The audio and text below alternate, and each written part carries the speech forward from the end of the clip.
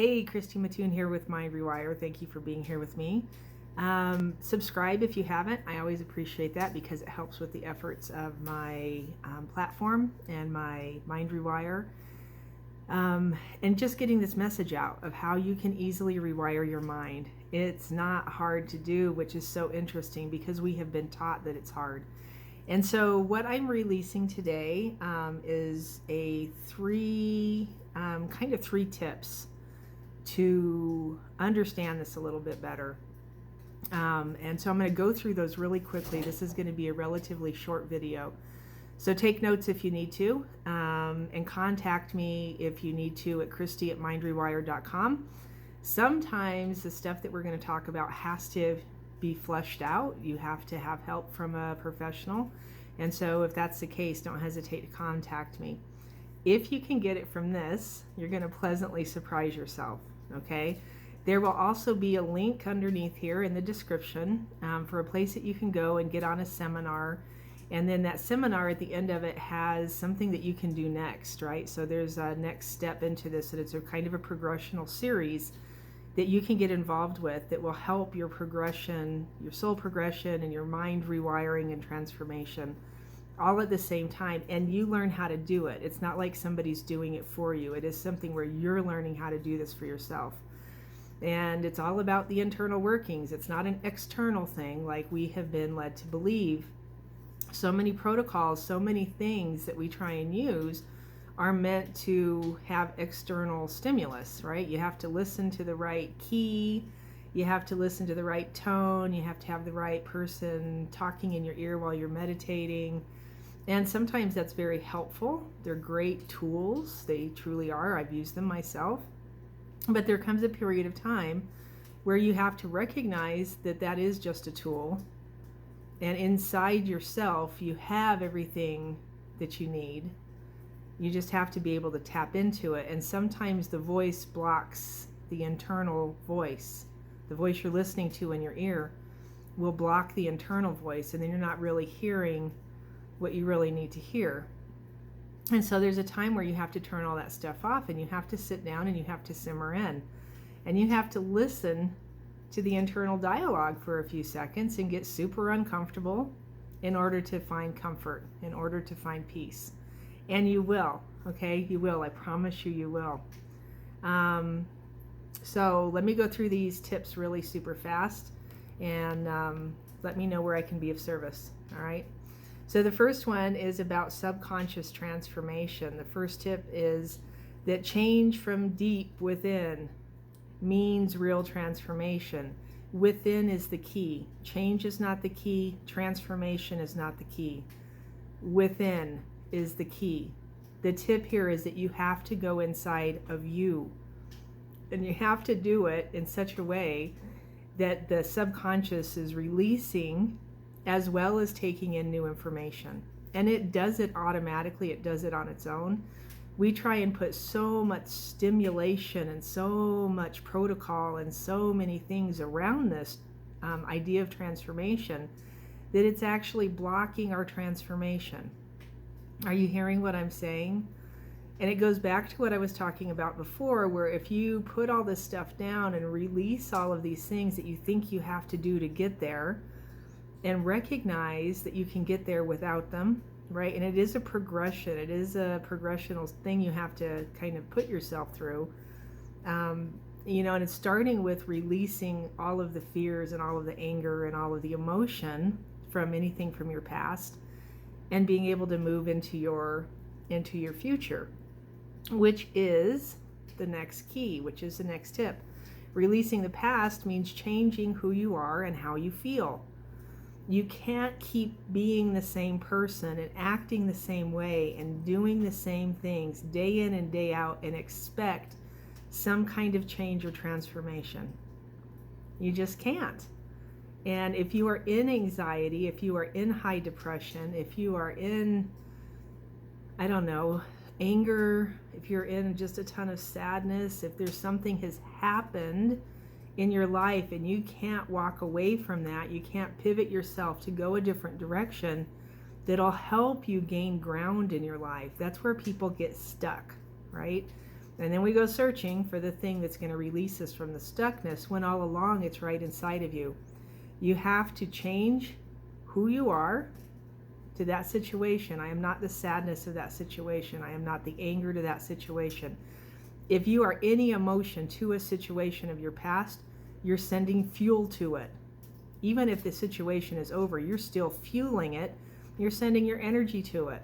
So you have to quit doing that. And you have to find a feeling that is what you want to feel in your future. Does that make sense? All right. So doing the same thing every day creates the same result. You will effectively pick up your past and stick it in your future. And that's what you're doing. Every present moment has to be met with a level of feeling that you want to see in your future. That's the key. Every present moment has to be met with a level of emotion that you want to see in your future. Okay, that's key number 2. Number 3 is how to become the being that you want. How do you do that? You do the first 2 keys. It's very simple. Learn how to change and feel. Feel what you want to feel. Do in the present moment what you want to see yourself doing in the next present moment. If you're laying on your couch and you're anxious and you're frustrated and you're depressed and you continue to lay on the couch doing that, every present moment that you enter next will be doing the same thing, which means you have to get up and you have to move. You have to get out. You have to go do something different and find a different way to feel. When you step out into the sunshine, what does it feel like? Sunshine doesn't typically feel like depression. What does it feel like? If you can go, just walk down the street for a second, and most people are like, oh, I feel better when I do that, but it's so hard to get up and go do that. It's because you've trained yourself to stay on the couch feeling what you feel, and it's become normal. So now you have to train yourself how to feel different and get up and go do something else. You really do. And I make it sound simple because the idea is simple, even though it's hard for you to get up and go do it. And the only reason I can even speak to this is because I've been there. I know. I have been the person curled up in a ball in the fetal position, laying on the floor in my bathroom. I have been there. My husband has stood over me, trying to drag me out, right, years ago. I've been there, I know. But the second you do this, and then it becomes a practice of doing this, and you keep reminding yourself, get up and move, get up and get out, right? Your mental health is just that. It's yours. It's yours, and you decide. And when you recognize that the issues of your past are fueling your mental health, and you say, hey, wait a minute. My mental health is mine, and in this present moment, I want to feel like this. I'm no longer going to allow my past to define how I feel.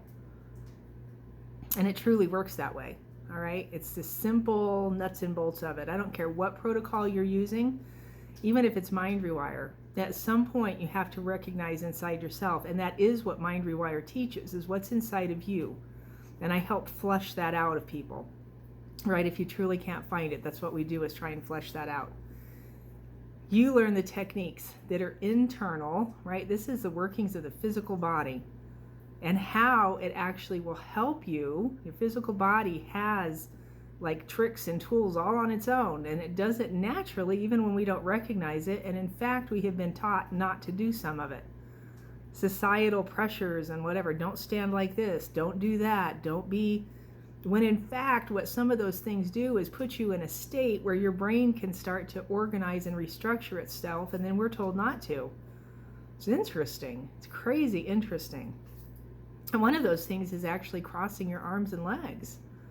Crossing your arms and legs by itself will send you into a higher state of alpha. Did you know that? It's crazy. Forgiveness. Sitting down inside yourself and just going into forgiveness for whatever, even for yourself. Forgive yourself. Take an hour one day and just go through your whole life and go backwards, and don't forgive anything else but you for allowing yourself to feel, for allowing yourself to be in that, for allowing yourself to keep doing it, for allowing yourself to struggle through it. And have compassion. Forgiveness actually turns into compassion inside your heart. Did you know that? Isn't that interesting? It's so cool to me how inside your body. It's set up to do all of this stuff. If we just knew, and instead of teaching each other, don't do that, we teach each other, oh man, right? Go sit down for a second. Get yourself back into a state of peace. In those moments, right, when the fight's about to ensue and you both stop and say, hey, let's stop and get into a peaceful state and then let's continue this conversation.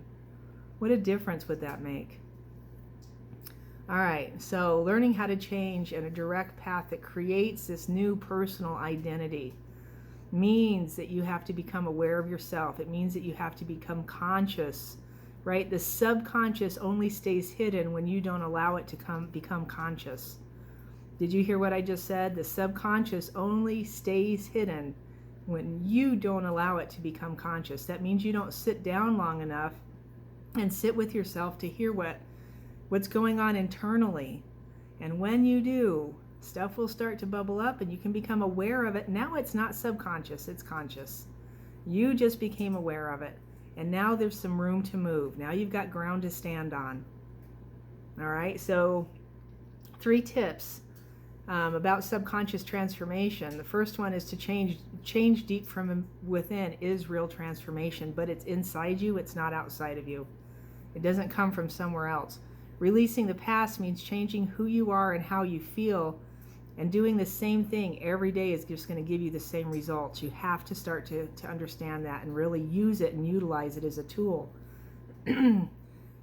Becoming the being that you want to be, you get to, right? You have to learn how to change and find that direct path that creates your new personal reality, which means you have to feel it in the present moment and then keep living it each present moment. Okay? All right, I bless you in this. I'm still drinking coffee this morning. This showed up because of something somebody else posted somewhere, and I was like, oh no. Like, it's not this hard. It's not this hard. So hopefully you'll see this. Please share it if it helps you. Share this information. Click the link below. Go check out this little mini seminar I did. It is actually 3 hours long, and it gives you all the tips, tricks, and all the good juju for how to get into a whole brain state, which is what crossing your arms and legs does. Who knew? And how you can use it, how you can actually use that state to spot treat issues, which is super cool also. So I bless you in this. I hope you have a really super great week.